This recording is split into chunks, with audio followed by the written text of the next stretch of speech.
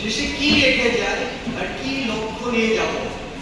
ওনাদের যাবতীয় যা কিছু শুনলাম সেটার দিকে আমরা লক্ষ্য করি আর সেই আশীর্বাদের দিকে লক্ষ্য করব এবং সেই দৃষ্টি রেখে প্রভুকে সম্মুখে রেখে সেটা নিয়ে জীবনে অগ্রসর হব, এটাই যেন আমরা শপথ করি।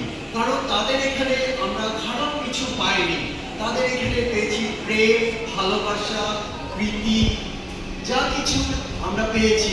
আমি তো আজ পর্যন্ত কিছু দেখিনি সেরকম শাসন খ্রিস্টীয় জীবনে শাসন কিভাবে করতে হয় তা দেখেছি, যেটা আজকের যুবতীদের খুবই প্রয়োজন, যেটা আমরা ছোটবেলা থেকে পেয়ে এসেছি।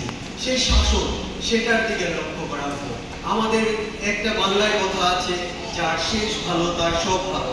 তাই আমরা দেখেছি 50 বছর এই জগতে কেউ খুব কম লোকেরা পায় বিবাহ জীবনে, ফ্র্যাকশন অফ সেকেন্ডে বিয়ের পরেও চলে যায় স্বামী স্ত্রী। কিন্তু ওনাদের যে প্রভু এত আশীর্বাদ, ওনাদের একটা এক্সাম্পল, ওনাদের যে যা কিছু রেখে গেছে ঈশ্বর ওনাদেরকে আরো দীর্ঘায়ু করুন, আরো সুস্থ রাখুন এই বলতে চাই। আর